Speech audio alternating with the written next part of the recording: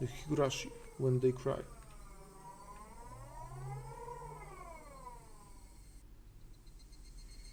I squatted down for a bit. When I came back to my senses, my entire room had changed drastically. The numbness in my head was gone, and slowly, I couldn't tell, blood was flowing to my extremities again. How long had I been squatting here? How many minutes, or has it been hours? It was almost as if the hands of the clock had stopped moving the entire time my eyes were closed. That's how little time passed. Really? The air in the room wasn't filled with the madness from before, only a dull silence. Rena wasn't there pinning my arms, and Mion wasn't there about to inject me with a needle. No way. Could it be? All of it was a hallucination? There was no other presence in the room besides my own. It was the weirdest experience I'd ever had. I was certainly with Rena and Mion. I doubted my sanity for a moment, but I was also seized with some sort of comfort. Haha, I guess that terrible ordeal was a hallucination. Neither Rena nor Mion, they wouldn't ever do such something so terrible. My head grew hot. I could tell my emotions were welling up. Why?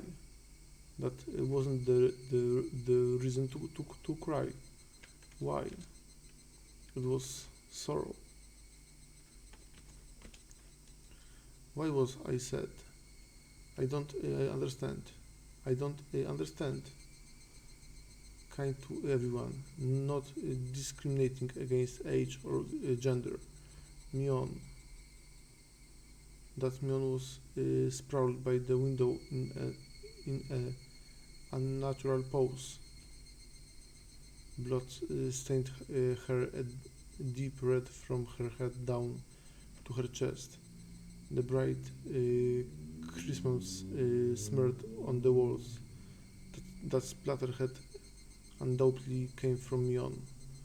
She always had that bright smile and was kind to me from the day I transferred. Rena. The same Rena was slumped at my feet and was making the same pool of blood as Mion. I couldn't comprehend what had happened. Did someone came to save me? Then they beat these two down with this metal bat. I finally noticed the weight in my right arm. How long had it been there? It was Satoshi's metal bat. It was covered in a deep red. There was no doubt that this was the weapon used to mutilate both of them. And I was holding that weapon. I was the only one person in the house. What? Looking at this objectively, I couldn't think of anyone other than myself who could have done it. I did this? That's right, Keiichi Maebara. Of course I did it. I told myself gently, as if coaxing myself. Hey, me. There is no reason for you to remember it, nor is there a need to regret it. Eat or be eaten. You get that, don't you? But the blood. There's so much. Neither Rena nor Mionu had moved an inch. It wasn't just a split forehead and a trickle of blood. Nothing that simple. The entire room was splattered with red, and that told me it didn't end with just 2 or 3 strikes. There were they dead? Both of them? The depths of my mind were calm, but on the surface, I was panicking and agitated. Calm down, Keiichi Maebara. What happened to your usual calm self? Come on, now. Do like you always do. Throw your head back and take a deep breath. Come on. Once, twice. Breathe deeply. Calm down, calm down. I chanted that over and over in my head and relaxed.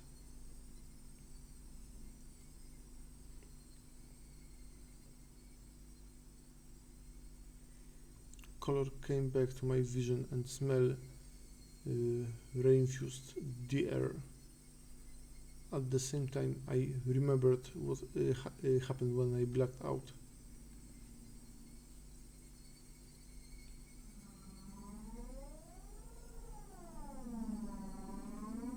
Rena and Mion had attacked me.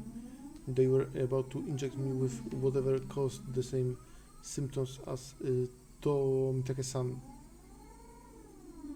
But right before that happened, I fought back.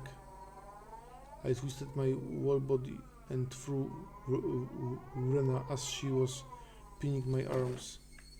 When I followed through with my spin and rammed my foot as hard as I could into Mion's torso. It was soft. Rena tried jumping on me, so I tackled her as hard as I could and slammed her against the wall. I didn't let that brief moment of hearing them off balance slip by. Satoshi's butt that was left carelessly by the side of my desk. Beep. At that moment, everything went pitch black. There was nothing recorded past this point in the videotape of my mind. No, that wasn't right. It wasn't that there was nothing recorded. It was recorded just fine. Just the other me inside myself had told me not to look and had turned off the TV. Just because the screen had gone black and I couldn't see it, it didn't mean that the videotape within me hadn't recorded it. The TV was just off. The video was still playing. The tape within me, hurrying along, still playing. On the other end of that pitch black screen, that horrifying video was still playing on.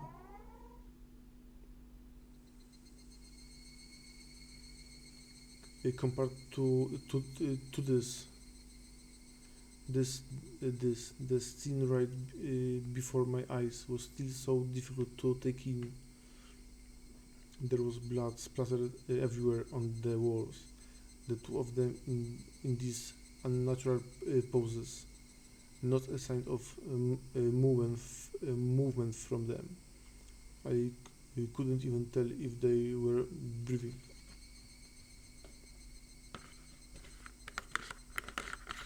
No matter what the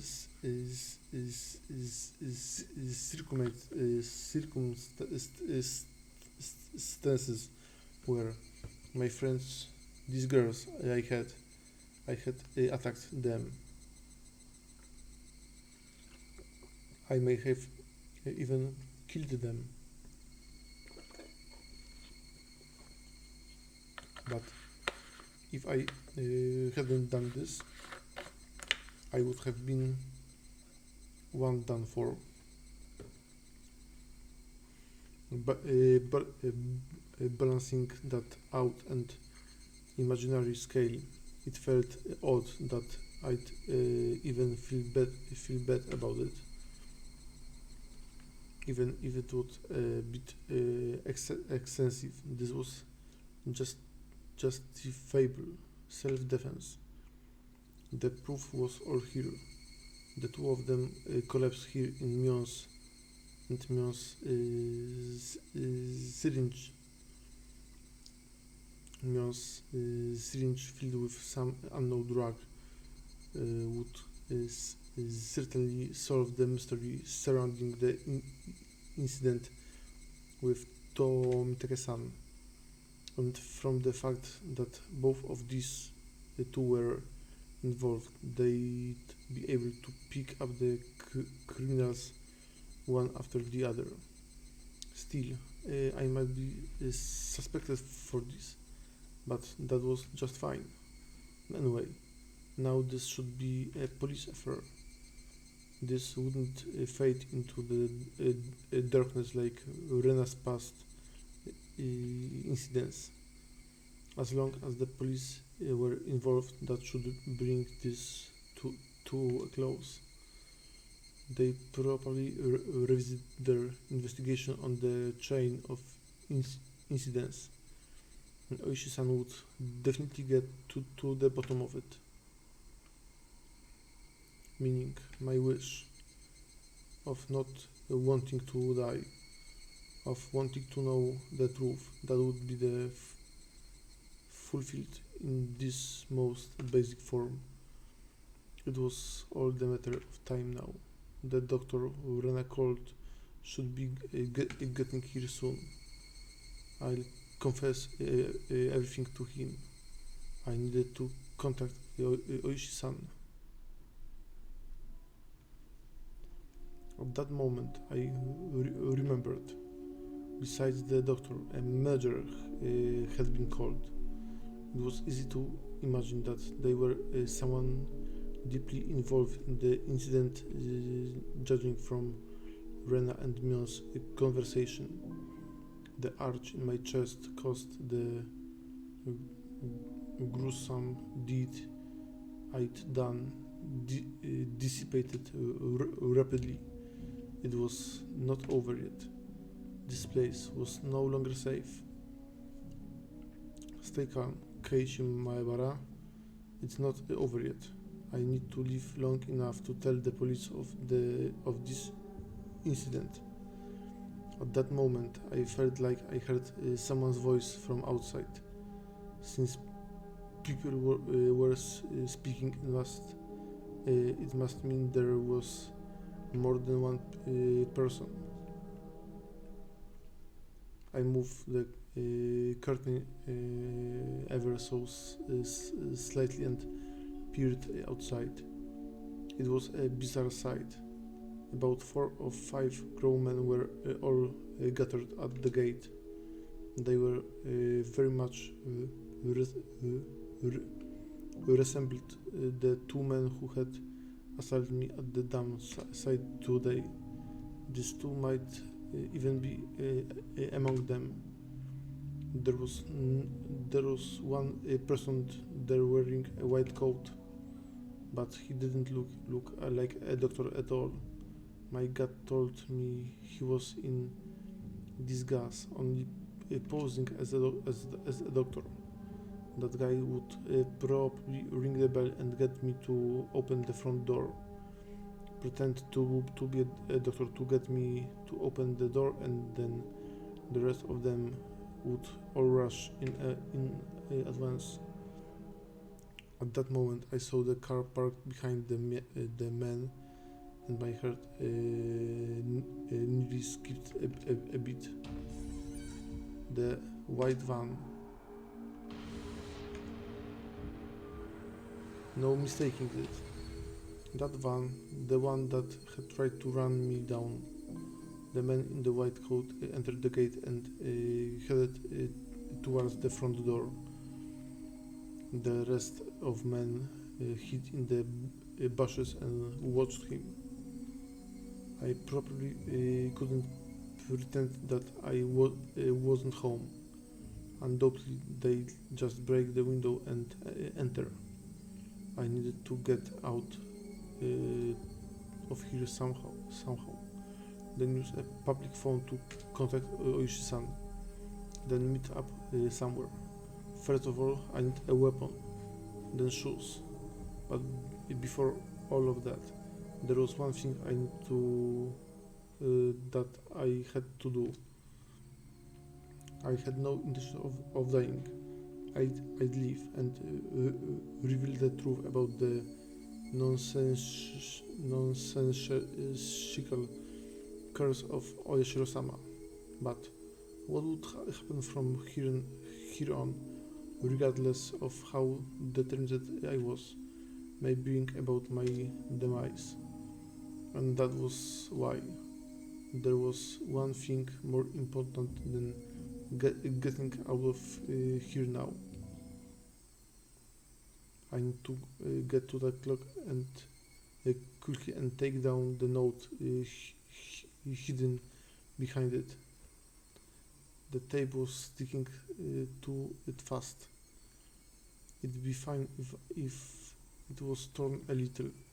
I opened up a slightly torn note, began writing another passage with a ballpoint pen.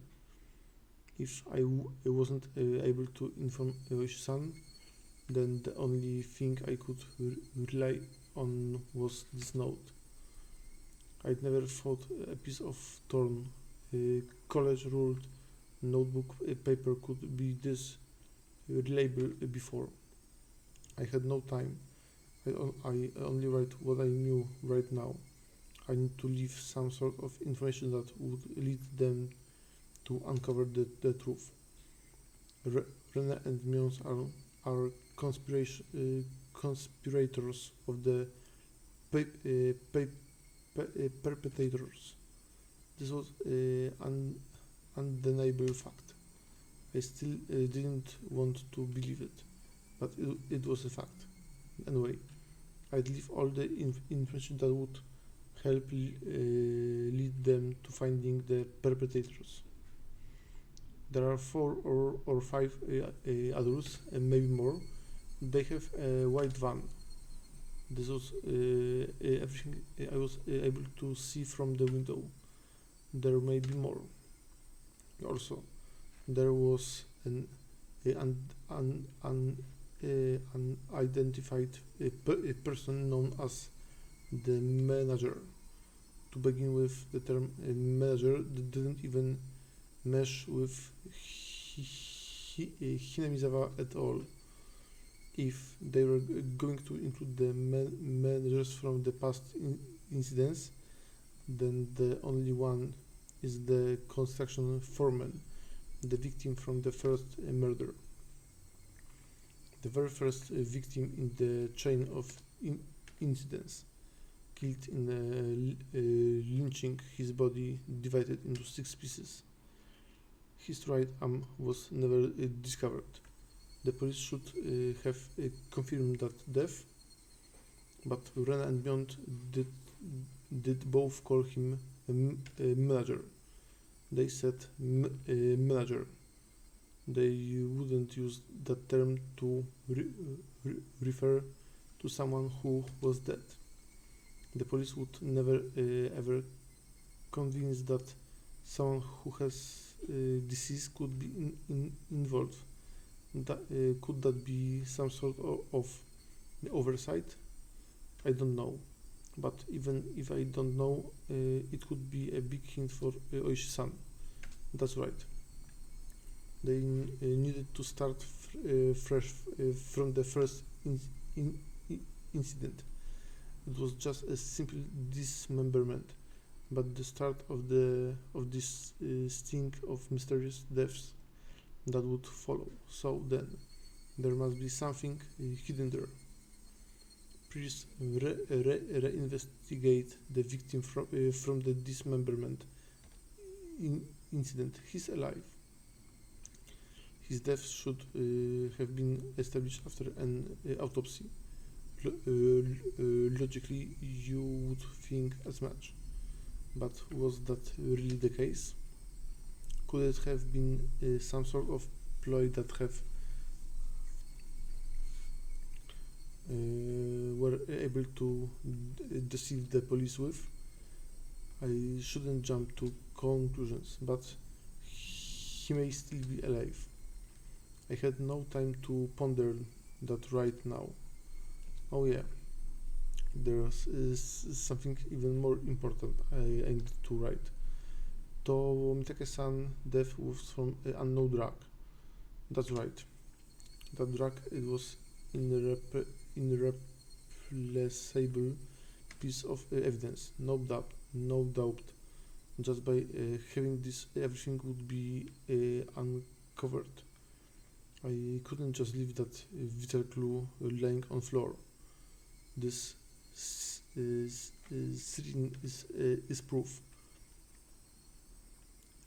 Writing that down, I stuck the sitting onto the back of the clock with plenty of tape, so it absolutely would not slip out of the fall of the floor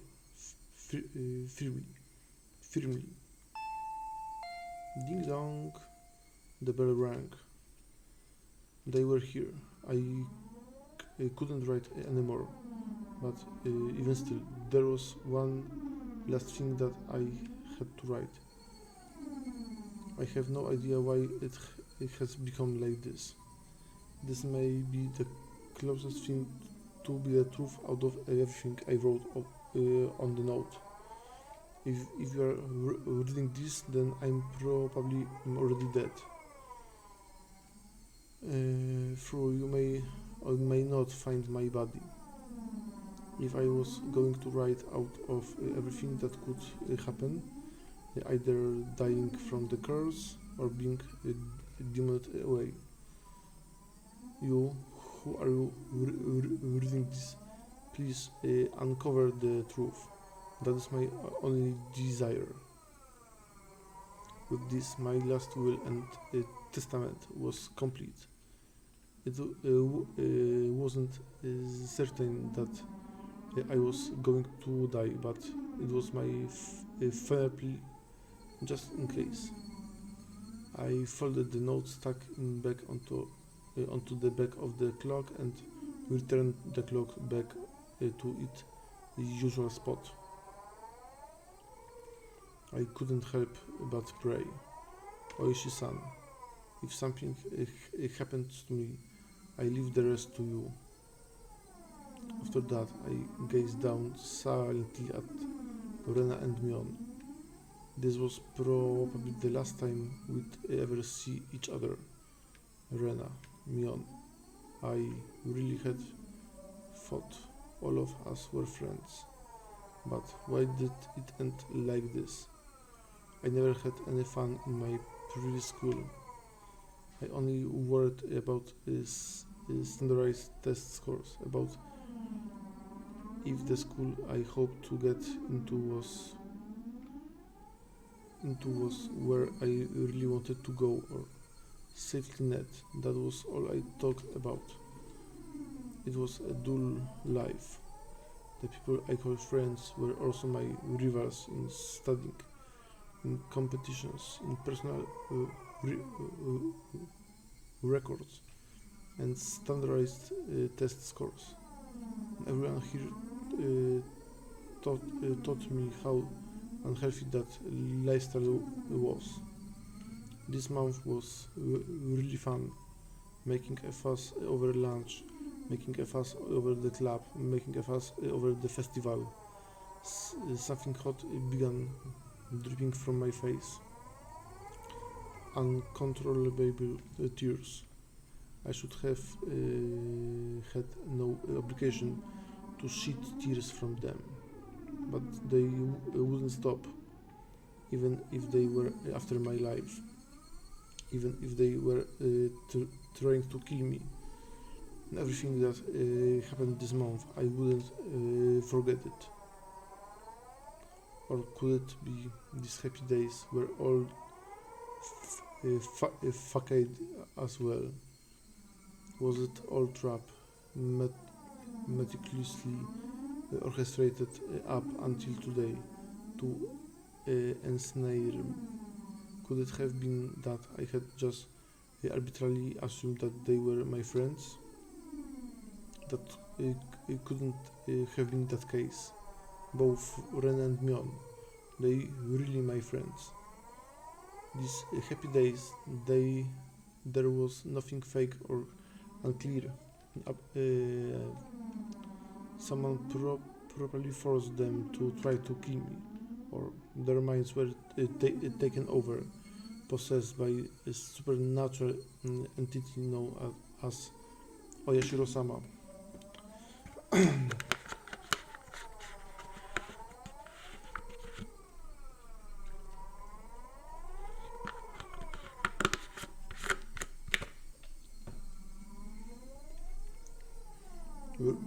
Regardless, both Rena and Myeon, they were the best friends ever. And when they were coming after me, it wasn't of their own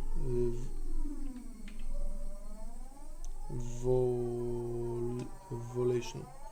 Wait, they weren't the kind of people to sell off their friends, regardless of whatever or they or not they were forced.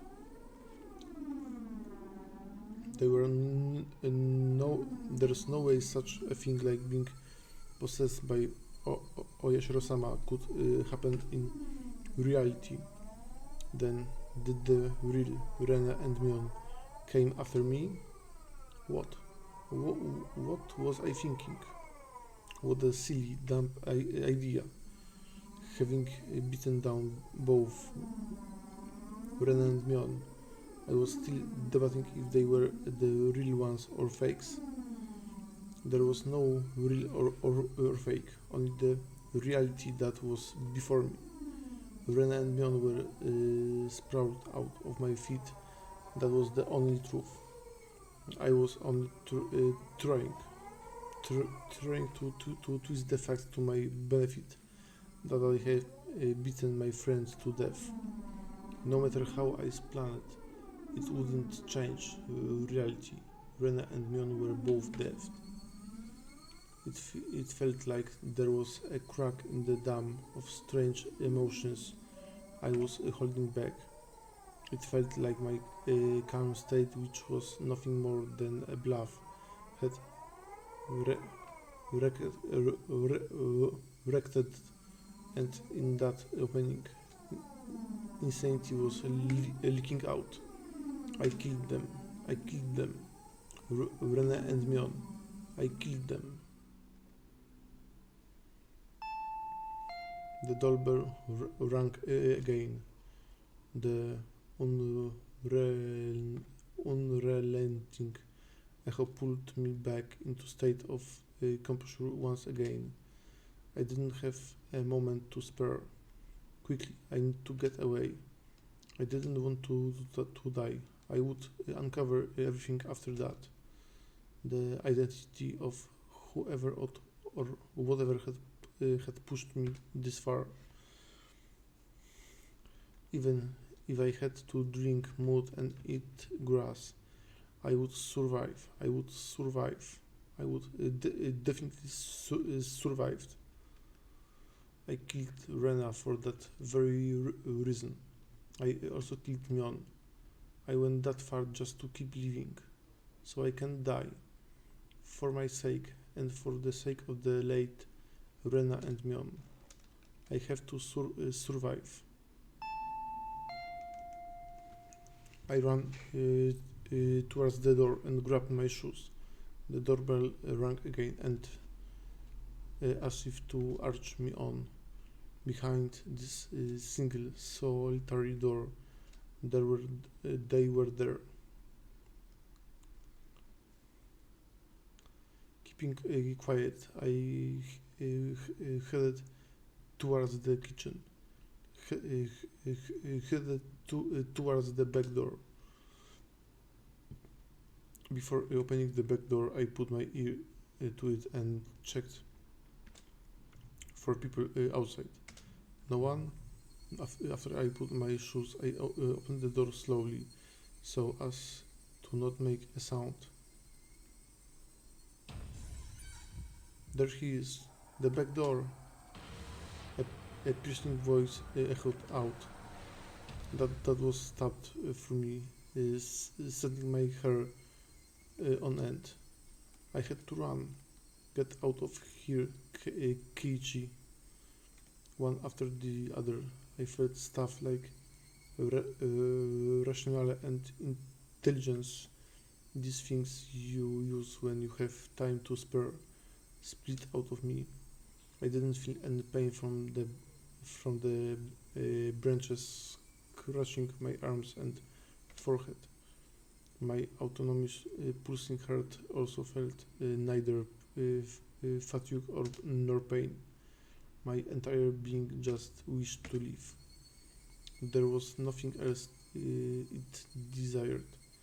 It probably had no complaints whatsoever. So of course I wouldn't feel fatigue.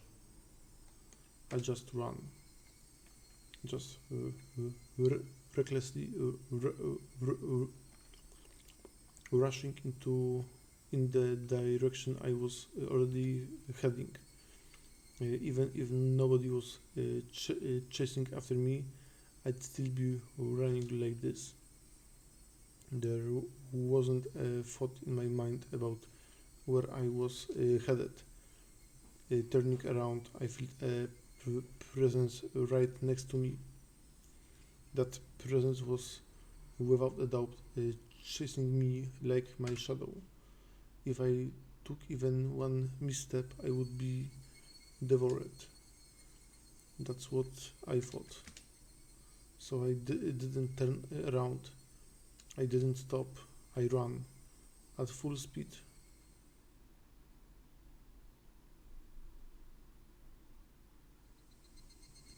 Fuck. That was the chirping of the Higurashi telling me it was evening, trying to tell me something, and then I finally heard it. The wailing cry of the victims who didn't make it. Would I be joining them? Fuck. Only the Higurashi knew. They knew everything. They definitely knew. So I ran towards where I could hear more of the Higurashi chirps. But the further I ran, the further away their chirping became. I couldn't get near them. Why are you all running away? Was it my fault? Was I the one to blame? Then I'll apologize. I'm sorry. I'm sorry. I'm sorry. I'm sorry. I'm sorry. I'm sorry. I'm sorry. I'm sorry. I'm sorry. I'm sorry. I'm sorry. I'm sorry. I feel that only the Higurashi knew.